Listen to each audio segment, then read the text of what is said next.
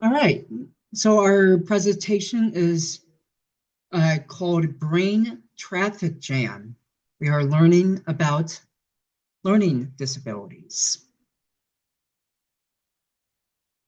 The formal definition from the IDEA is that Individuals with Disabilities Education Act defines the term specific learning disability as a disorder in one or more of the basic psychological processes involved in understanding or in using language spoken or written. Characteristics look like reading difficulties that can be trouble decoding words, slow reading and poor comprehension, writing challenges, which is poor handwriting, trouble organizing ideas, and spelling issues, difficulties with attention, difficulty with auditory or visual processing, low self esteem or frustration, avoidance of academic tasks, difficulty expressing themselves, delayed language development, and difficulty following multi-step directions.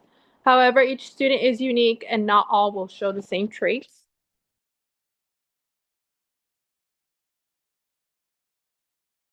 So, in order to better support these individuals, there are a bunch of related laws. One example of this is the Individuals with Disabilities Education Act, or IDEA. This is known as the Special Education Law. It deems schools responsible for locating, evaluating, and supporting students in need of special education programs. It helps ensure that they get an IEP and that they're in a less restrictive environment. Another law is the Americans with Disabilities Act of 1990, which is ADA. It's a civil rights law. It prohibits discrimination based on disability status, and it requires reasonable accommodations, especially in public spaces such as handicap parking spots, things like that. And it helps define individuals with disabilities. And then one final example of this is Section 504 of the Rehabilitation Act of 1973, also just referred to as Section 504. This is also civil rights law, and it protects against discrimination within public schools, and it requires these schools to provide different accommodations for these students. So here I have some physical, social, and emotional needs that students with learning disabilities often experience.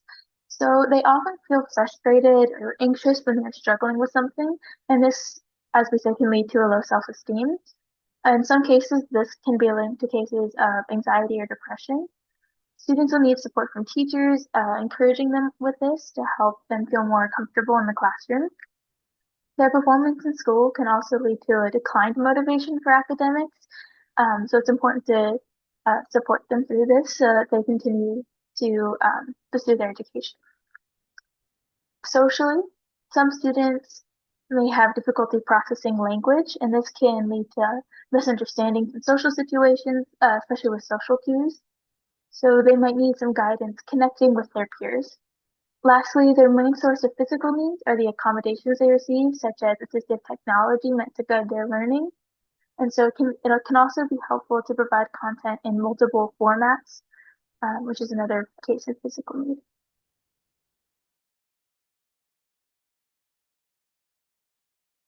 So, three ways to address the needs of learning disabilities are number one, differentiated instruction. It tailors teaching methods and materials to accommodate various learning styles, allowing students with learning disabilities to access content in a way that suits their individual strengths.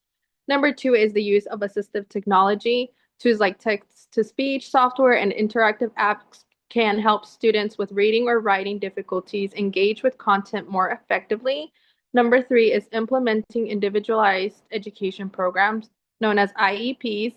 An IEP outlines specific learning goals and services for each student with a disability, ensuring personalized support and accountability.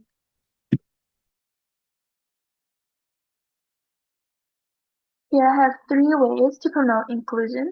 These are intended to help students with disabilities be successful in a general education setting.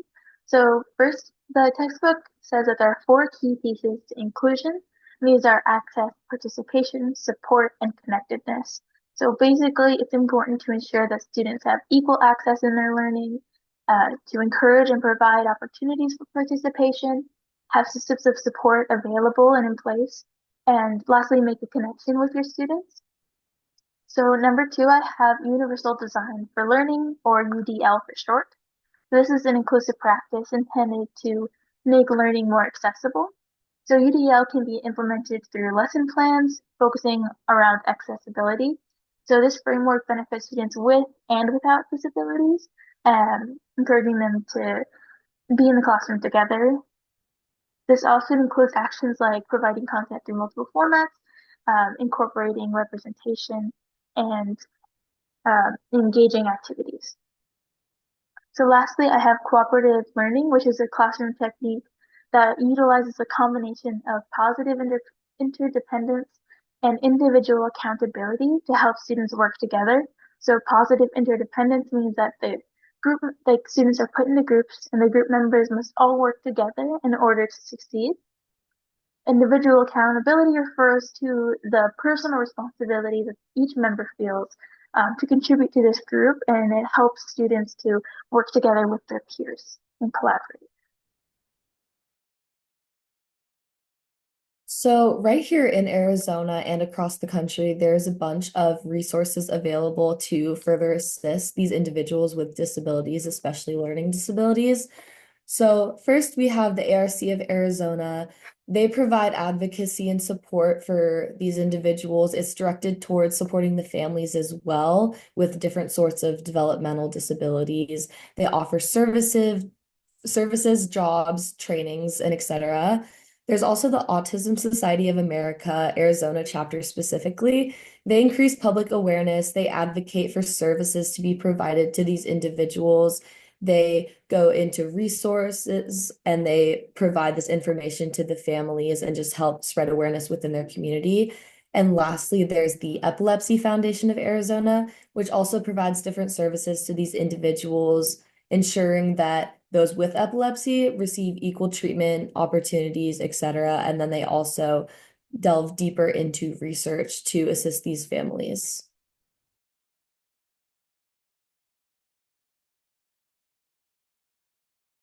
Three strategy resources. There's different kinds like math, English. So for math, teachers can use the curriculum-based measurement. Teachers can pinpoint students' skill levels. For Tier 3, for teaching fact fluency, use flashcards. According to Dr. Matthew Burns, did a research on flashcards with 3rd to 4th graders doing flashcards on math, like multiplication tables, and found that more students remember math facts because of the flashcards. Number 2, for Orton Gilliam approach, developed by Dr. Samuel Orton Gilliam, unique combination of explicit instructions and semi-sensory text sounds, syllabus and written composition for students with writing disabilities. And for self-regulatory strategy, students set goals for themselves, teach them on how to read instructions on their homework assignments.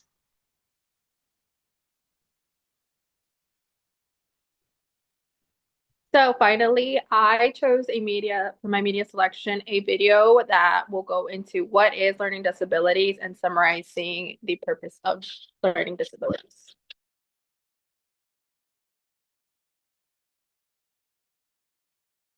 Composition check. Question 1, why is it important to know about learning disabilities? Question 2, how does this information help educators support students with learning disabilities? Please post your thoughts as a reply to our Dig post. Don't forget to click the link for the media selection. Let me go back. That's our reference.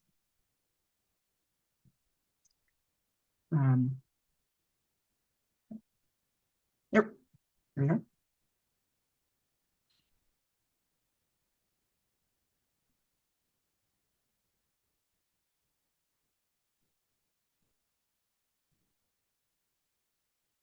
So, what are learning disabilities? Well, the term learning disabilities is kind of like a blanket because it covers a number of different disorders. Learning disabilities affect how a person takes in verbal or nonverbal information, how they sort, organize, and retrieve that information, their ability to remember it, and even their level of understanding. People who have a learning disability can struggle with spoken language, listening, speaking, and understanding. Reading and writing can be a challenge, and math can be a real hard stone to move. And just like how people's taste in fashion can range from socks and sandals to high fashion on the catwalk, learning disabilities can also range in their severity and how they affect people. Many people with learning disabilities are very intelligent, even gifted. With the right help, they're able to learn just as well as anyone. The alarm bells ring and the red flag is raised that someone might have a learning disability. They need an unusual amount of effort and help to be successful. Or